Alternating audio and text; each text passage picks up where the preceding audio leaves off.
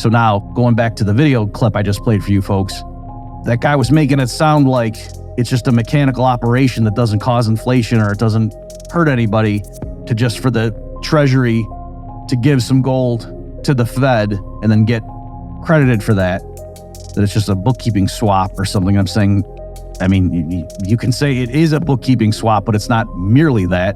It involves the creation of hundreds of billions of dollars of new dollar reserves.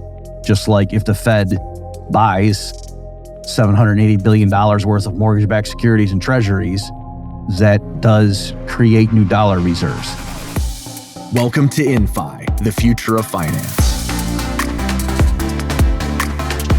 Hey everybody, welcome back to the InFi podcast. Today I am going to be sampling from a recent YouTube video entitled Gold Revaluation, Will Trump Erase the U.S. National Debt? Somebody sent this to me. The account that put it out is Clear Value Tax. I'm partly covering the topic because I've had several people ask me about just the general idea. Apparently, some of the proposals to establish a strategic Bitcoin reserve also involve doing something under the hood with the accounting that the federal government and the Federal Reserve use for tapping into the the U.S.'s gold reserves.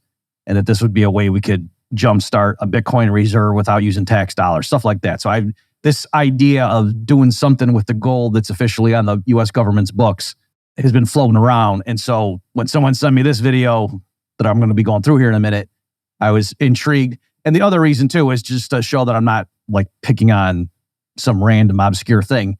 As of this viewing right now, when I'm looking at it, this video has been up for 4 weeks and it's got 802,000 views, which is a lot for YouTube. But beyond that, even when it was like up for 3 days back, I don't remember the exact number, but it had well over 200,000 views, I think. So it really struck a nerve and it was, circulated in certain circles. So with all that having been said, let's go through it here. Just to be clear, I'm not coming out for or against doing something with the U.S. gold reserves. I just want to explain some of the economics and some of the history that this guy alludes to in this discussion, okay? Because I think there's some confusion going on, and I just want people to understand what the options are on the menu that the Trump administration has and not think that there's this goose laying golden eggs, no pun intended. Okay, so here we go. Let's play the first clip. I want you to know that there's a real possibility that President Trump will revalue gold, which would give the U.S. government billions, if not trillions of dollars. Now, the governments could use that money to pay down the national debt, to start a sovereign wealth fund, or fund any or many of President Trump's programs. Now, before you say that sounds crazy, I want you to listen to this. So this gold revaluation, it's legal and it's been done before. And if it happens, of course, the price of gold would absolutely skyrocket. And I want to break this down for you. Okay, so what is gold revaluation? So I want to explain to you like this. The US government holds 261 million troy ounces of gold. Okay, so how much is that gold worth? Well, it depends on who you ask, because the US Treasury officially values this gold at $42.22 an ounce. However, the real market price of gold right now is close to $3,000 an ounce. So based on the government's accounting, their gold is valued at around $11 billion because, again, they're valuing their gold at $42.22 per ounce, when in reality, the true value should look closer to this, closer to $784 billion. So gold revaluation is when the government revalues the gold that they're holding. Okay, so what happens if they do this revaluation? So you see how the value of the government's gold holdings went up by about $773 billion. So the U.S. Treasury would issue a gold certificate to the Federal Reserve for $773 billion. And in exchange, the Federal Reserve would send the Treasury $773 billion. And that $773 billion that the Treasury receives would not be a loan. It doesn't add to the debt. It's money free and clear.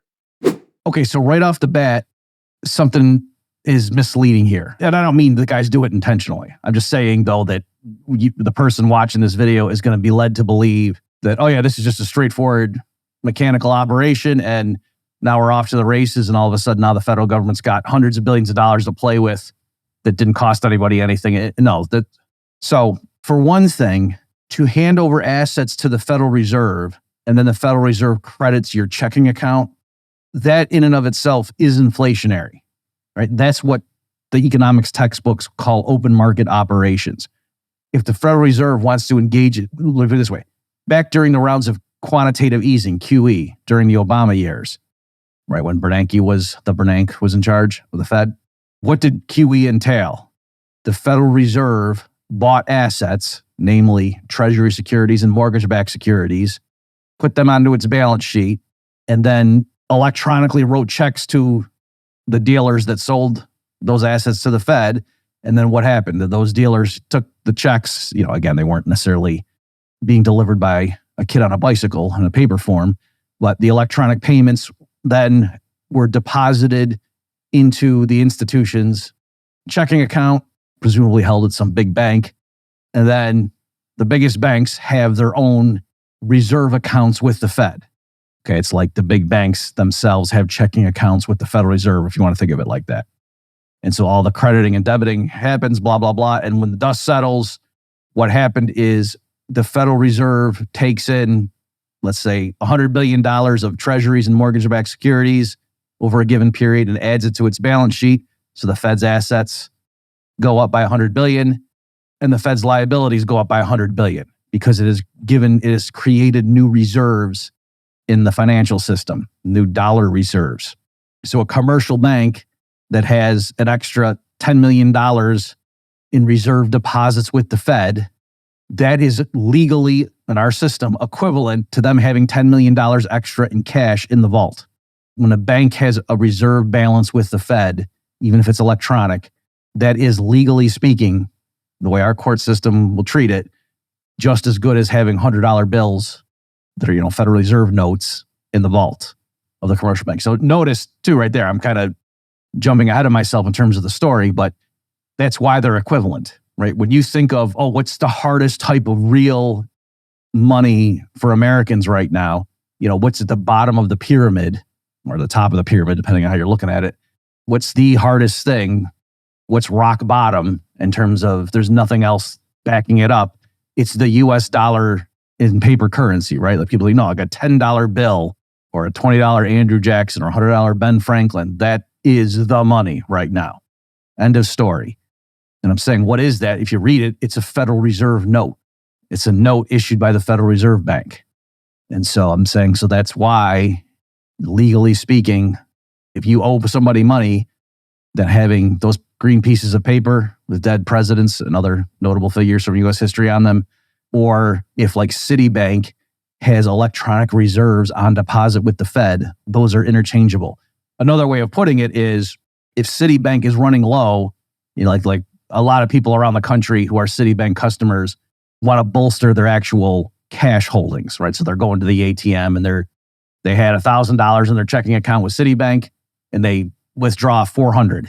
So now that the computer says they got $600 and they took out $400 in cash. Well, if lots of people are doing that, all the ATMs are getting drawn down, or people go to their local branches and they take out cash from the teller. So now Citibank is running low on actual currency.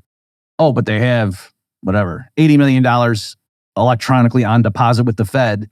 They can say, we need 40 million of that. And the authorities will literally print up $40 million of new currency and give it to Citibank and then, subtract from their electronic balance. Okay, so that's how that works.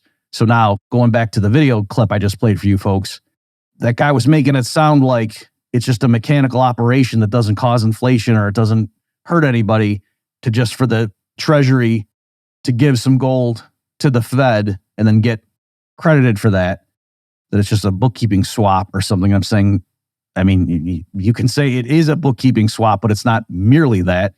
It involves the creation of hundreds of billions of dollars of new dollar reserves. Just like if the Fed buys $780 billion worth of mortgage-backed securities and treasuries, that does create new dollar reserves. Okay, so there's that element. Let's go ahead and play the next clip. Now, I want you to know that in order for President Trump to do this, he'll need congressional approval. However, this has been done before. So in 1934, gold was revalued from about $20 an ounce to $35 an ounce. So that single move created massive liquidity for the governments. It devalued the dollar and helped stimulate economic recovery during the Great Depression. Okay, so here is probably the biggest misconception that's going on in this video. And I'm going to play a clip. The next one I'll play too is going to get to the heart of this as well. Right now, when we say the federal government, at least according to its reports, is holding a bunch of gold that it's carrying on the books at roughly $42 an ounce. But hey, the market price of gold is a lot higher. And so if we revalue the government's holdings, there's this gain of hundreds of billions of dollars. That's not altering the price of gold. All that's doing is saying for some arcane reason, and we can, in a little bit, maybe we might get into some of the explanation, the history behind this and why this happened. But for whatever reason, right now, assuming the government still has this gold in its vaults in various places, Fort Knox, New York Federal Reserve, and so on, it's carrying it on the books at roughly $42 an ounce. And that's for historical reasons as to why they're carrying the asset at that unit price. And so, as everybody knows, the market price, let me just get an exact figure. As I'm recording this, the market price of gold it's actually higher. It's $32.95 as I'm recording this. Okay. So to quote, revalue the gold, all it means here is to acknowledge reality, to market the government's gold holdings instead of this ludicrous book price of $42 and change per ounce. Right? That's what people mean. So that by itself wouldn't affect anything except the government's financial position. If some business buys a Corvette and is carrying it on its books at $10, and then they revalue it to what the market price is, it doesn't affect the Corvette market. It just means the books of that business better reflect reality now. Okay, but it's not going to go influence how much someone down the street, if they go to buy a Corvette, is going to pay for it. Okay, it could matter in the sense if they're revaluing it because they're getting ready to go sell it. Well, then yeah, that's going to push down the price of gold but it's not because of the revaluation per se. It's just because, if the market is what it is, and now if some big player that was holding a bunch of gold now starts dumping it on the market, that's going to push down the world price of gold. But it's not because of the revaluation. It's because of the selling. So just to disentangle those things. Okay, so in today's context, when people talk about revaluing gold from whatever 42 up to the 32.95 or where the market price is, they just mean more accurately reflecting the current market price. There's nothing special about the government as a government in that respect. However, back in the early 30s, it was different. So before I tell you what happened in that specific episode, let me just back up a bit and give you a very quick crash course in like gold and silver in U.S. history and the relationship to the U.S. dollar. So here, the work I want to point you to is my book, Understanding Money Mechanics. So that's a book that I wrote for the Mises Institute a couple of years ago. It's available, the PDF, you can go get it online for free. I'll put a link here in the show notes page, but also if you just Google Robert Murphy, Understanding Money Mechanics PDF, you're going to find it. All right. So early in that book, I give the quick crash courses in U.S. monetary history.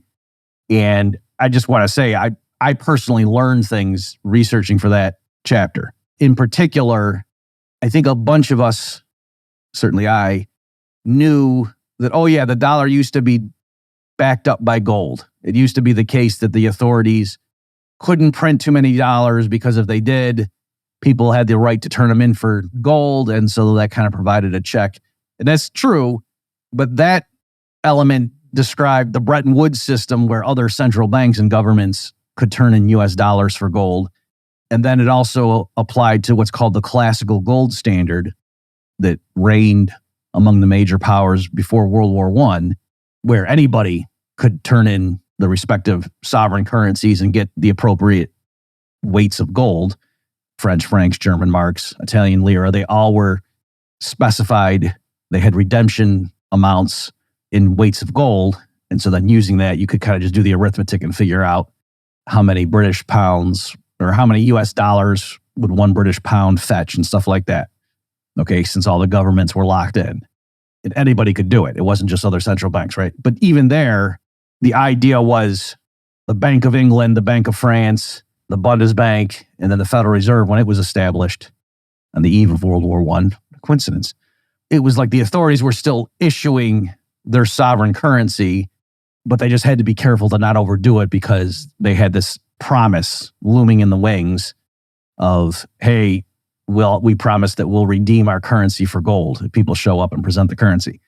But when I say in the United States, originally with the U.S. Constitution and the Republic as we know it, when it first came on the scene, up until the eve of the Civil War, the U.S. federal government did not issue paper currency.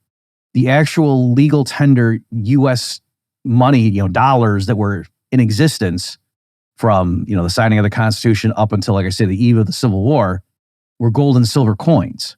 Or you could have like a $20 double gold eagle, or gold double eagle, I should say, or a $10 gold eagle, or you'd have a $1 silver coin, or a silver $quarter piece that was 25 cents, right? 25% of a dollar, called a quarter, okay? Because it's a $quarter, right? And it was a certain physical weight of silver. And those amounts were defined in the early coinage acts. So the US dollar, it's not that the authorities created a certain amount of dollars that could be redeemed for various weights of gold or silver. It was the definition, what was a US dollar, the legislation established that, what we mean by a dollar is either this amount in terms of physical grains of gold or silver. Either way constitutes a dollar, such that regular people, if they had raw gold or silver, could go to the authorities, hand it over, and the authorities would, they would take a little fee for processing, but they would transform the raw gold and silver and stamp it into official U.S. coinage. Okay, so the money stock, the supply of U.S. dollars was determined endogenously, is the term economists like to use.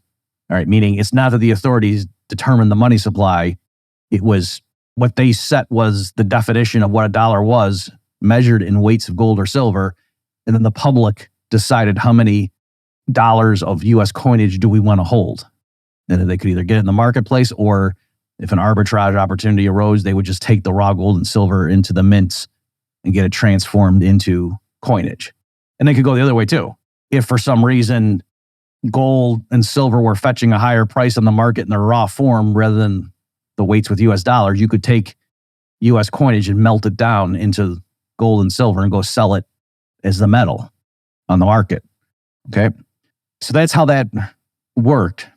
And I'll skip over a lot of the history, but it ended up, they eventually demonetized silver. So they got rid of, you might have heard of the crime of 73. So that was the last vestiges in 1873.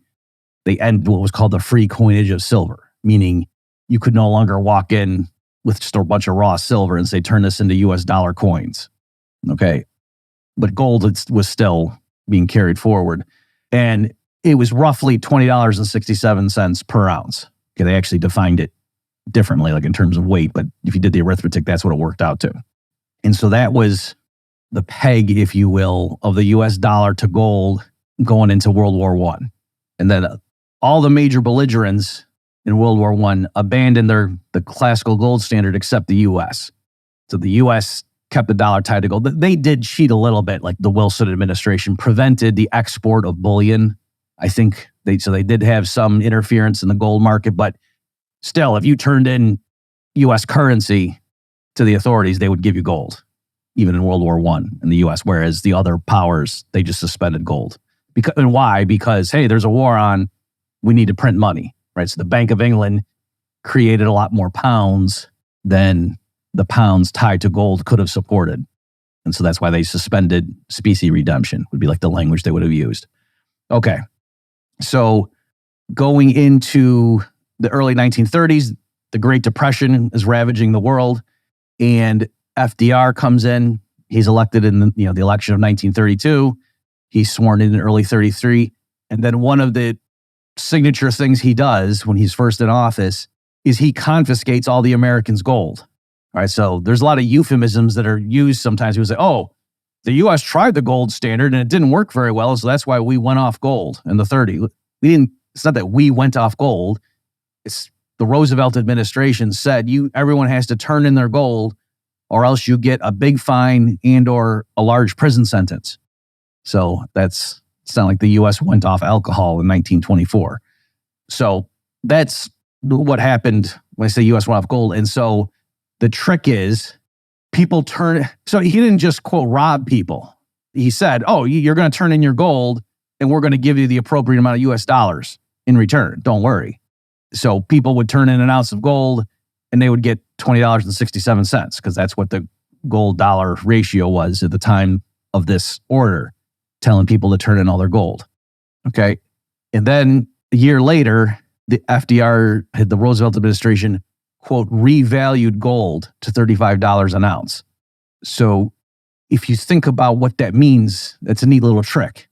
They obtained under duress a bunch of gold and paid $20.67 an ounce for it. And then a year later, they said, you know what? Gold now is going to have the value of $35 an ounce. So that's a neat little trick. So in practice, what did that mean? It's not that they just arbitrarily declared that's what the gold price was, and then all of a sudden, magically, that's what it was. No, the Federal Reserve could now inflate more. Right? They didn't have to worry about maintaining the gold peg. And so they had the freedom now to create more dollars because the Roosevelt administration was saying the price of gold is now allowed to rise to $35. Whereas before, if the market price, just to make sure you guys are getting it, when gold was supposed to be locked in at $20.67 an ounce, the Federal Reserve was printing too much money such that the price of gold on the market would rise to $23 an ounce. Well, then you could take your 2067, give it to the authorities, the U.S. authorities, they would give you an ounce of gold, and then you go sell it for 23, and you make that arbitrage. Okay, so when the market price of gold is higher than what the redemption pledge is, that provides an incentive for people to turn in their dollars and drain the U.S. authorities of their gold stockpile. Okay, so the Fed can't be too aggressive when the gold price, when that ceiling is lower. So now by raising the ceiling to 35, that gave the Fed the freedom to go ahead and inflate more, to create more dollars, and that they could push up the price of gold to $35 an ounce. Okay, so that's how that worked. All right, so it wasn't that Roosevelt just snapped his fingers and all of a sudden, oh, now gold magically goes from being 2067 to 35. It's no, he's giving the Fed permission to go ahead and print more. And incidentally, we're going to get taken too far afield, but I disagree entirely with this guy's commentary about when the Roosevelt administration revalued gold that boosted the economy and so on. So I have a whole book called The Politically Incorrect Guide to the Great Depression and New Deal that you can't get the PDF because that's a commercial publisher, but if you want to go get it, it's a good book. Get that, you can check it out. So I go through and I explain why I don't think that that's what happened. But the key insight here is it's not so much they revalued gold, it's that they debased the currency. They devalued the dollar. That's what's going on there. So yeah, it's not surprising that the administration that has a printing press at its disposal has the ability to make the dollar worth less, which makes the dollar price of gold higher, right? So it's not that gold became more valuable, it's they made the dollar less valuable. That's what's going on there. But to be clear, you see how that's entirely different from the modern day context where gold is a commodity that the federal government is holding and it's listing it on its books at this sort of anachronistic price of $42 and change per ounce when the market price is much higher. So in that context, when people nowadays are talking about, hey, why don't they just revalue the gold to the market price? They're not saying, oh, how about the Federal Reserve just creates boatloads of new money and pushes up the world price of gold to some new level. That's not entailed by just merely saying, right now it's at 42 or something, let's revalue it market to market. Okay, so there's an important difference there. Incidentally, let me just take a moment. I don't want to mislead anybody. So back when I said earlier that from the signing of the Constitution up through the eve of the Civil War, there weren't paper dollars in existence that were U.S. legal tender.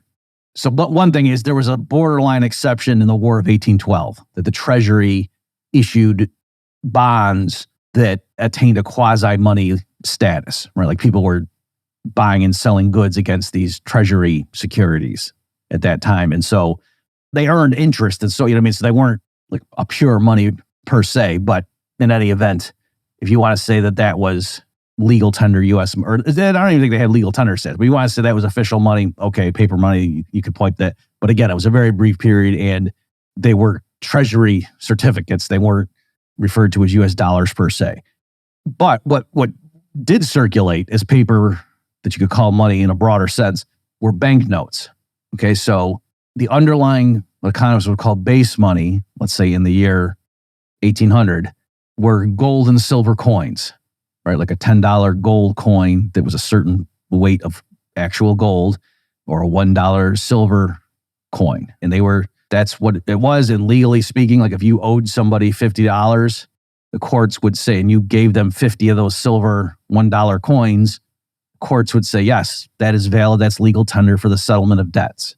That's what it means to pay someone to pay off a $50 debt. Whereas you couldn't just give them 50 eggs.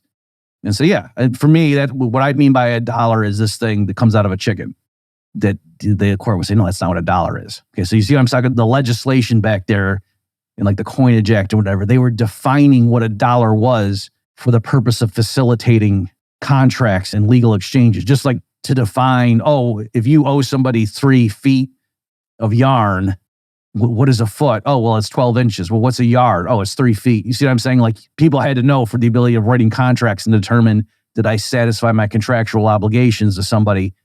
The units of measurement had to be understood as to what are we talking about with these terms. And so that was the spirit in which in the early days of the Republic, when they were defining what is a dollar in terms of actual weights of, or, physical amounts of gold or silver, that's what they thought they were doing. They weren't setting monetary policy. They weren't trying to achieve sustainable, long-run, real economic growth while minimizing volatility in consumer prices. No, they weren't. That's not how they were even thinking about it.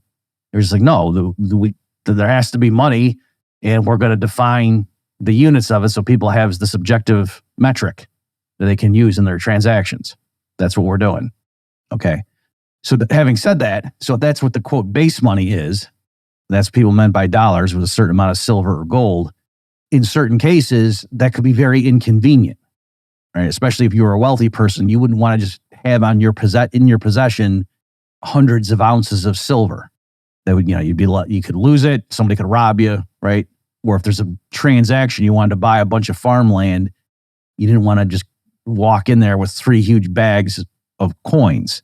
And so one way of making things more convenient is you could keep your coins on deposit at a bank and they could give you notes, pieces of paper that were hard to counterfeit and so on, that entitled the bearer of the note to getting a certain amount of coins from a branch of the bank, right? Or they could give you a checkbook and you could write paper checks that's instructed the bank to say, take out of my account this much gold or silver and transfer into this other person's account this much, this many dollars worth of gold or silver coin. Economically, that's the function of banknotes and paper checks and so forth. Okay. So now what happens is if those banknotes themselves are, they're durable, they're hard to counterfeit, they're easily recognizable by the public, and they're issued by a reputable bank, people would realize, oh, instead of me making a big sale, getting a bunch of banknotes, and then me going to the bank, turning in the notes, getting the gold and silver coins, and then depositing the gold and silver coins right back to get notes, because I'll skip out the step of going to the bank and transfer. I'll just hang on to the note, right? So I'll make a sale, I'll get notes, I'll hang on to the notes, and then when I want to go buy something, I'll use those notes. It's just more convenient. You're cutting out the trips to the bank.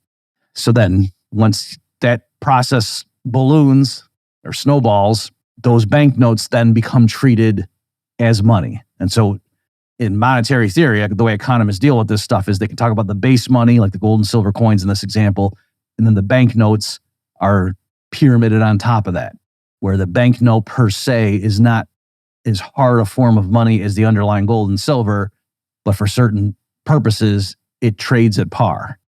Okay, so if you're familiar with this, like M0 would be the gold and silver coins, and M1 would include the banknotes. And like if you had a checking account balance and you're walking around with a checkbook and you could write checks on it, right? That would be part of an M1. Okay, and then there's this thing called fractional reserve banking, where what if you only put in 10 silver $1 coins into the bank, and then so they reflect that you're walking around with a $10, $1 bank notes, and you have 10 of them, but now the bank lends out 5 of those coins to somebody else, and they're only keeping 50% reserves in the vault of actual specie commodity money. And so now that other guy's walking around town and he's got 5 notes too. So his 5 notes plus your 10 notes adds up to 15, even though there were only originally 10 notes in the vault or 10 coins in the vault. And so there's a sense in which now M1 is bigger than M0 is. Okay, so that's the sense in which bank lending can actually create money in a broader sense. All right, so I won't go down that rabbit hole for this episode right now. I'm just showing you how these things all relate with each other. Okay, so when the Federal Reserve then is formed in late 1913, it also issues notes. They're Federal Reserve notes. And so it was just, that's the banker's bank. Okay, but notice there that still, because the US dollar was backed up by gold at that point, again, silver had been demonetized in 1873. It was called the Crime of 73 for the pro-silver people. Guys like William Jennings Bryan were aghast at that, and that's why you may have heard that, in his, 1896 presidential run, he had his famous Cross of Gold speech. That's the context of all this stuff, is they wanted to restore the free coinage of silver. Okay. Anyway, that's the sense with the Federal Reserve note. You could say, it's a note issued by a bank. Happens to be the Federal Reserve Bank. Okay. And then fast forward to what happened in 1971 is Richard Nixon closed the gold window. So at that point, he said, going forward, if people present U.S. dollars, we're not going to give you gold for it. So the dollar is the end of the story. That's as bedrock as it gets. And so that's why, now Federal Reserve notes are the base money. Okay. But if you look at it, it'll say this note is legal tender for all debts, public and private. That's partly what the legal tender status is. It's saying, does this thing qualify to extinguish a dollar-denominated debt? If you owe somebody $20, you can't just give them 20 eggs. The court's going to say no. But if you hand them a $20 Federal Reserve note, you're going to say, we're good, because this thing is legal tender for all debts. Okay, so that's just explaining the connections with some of these things. Okay, why don't we play one last clip from this video? But listen, I want you to think about how big this could potentially be. So gold is valued at approximately $3,000 an ounce right now, right? So that would give the US government an extra $773 billion. But what if gold went up to $5,000 an ounce? Or how about $10,000 an ounce or $20,000? What if the government manipulated or squeezed the price of gold much higher? You have to think about it. For every $4,000 an ounce that gold goes up, it gives the US government an extra $1 trillion. So if gold goes to $72,000 an ounce, it would give the US government $18 trillion. So that's enough to wipe away half the US national debt. If gold goes up to $144,000 an ounce, then you just wiped away the entire US national debt. So would there be consequences if gold went to $144,000 an ounce? I'm sure there would be. All right. So at this point, I can be pretty brief in my reaction to that. Here, again, I get the sense that this guy narrating this video doesn't understand what is entailed when the government, quote, revalues gold. So again, what they did back in the early 30s involved monetary inflation. They created more dollars, and that was how they were able to push up the dollar price of gold from $20.67 up to $35 an ounce. Whereas now, the limited step, what people mean when they say, let's revalue the gold, is just acknowledging market realities.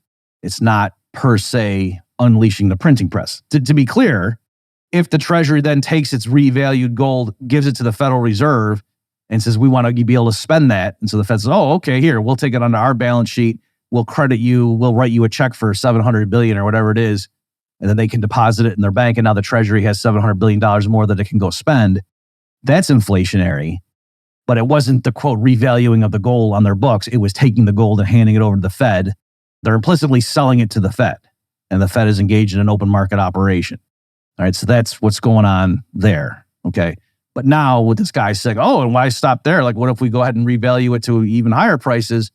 Well, yeah, you can say that. But if gold goes up to $20,000 an ounce, that's because the Federal Reserve let it rip and printed a bunch of dollars. And that's what would push up the market price of gold up to $20,000 an ounce.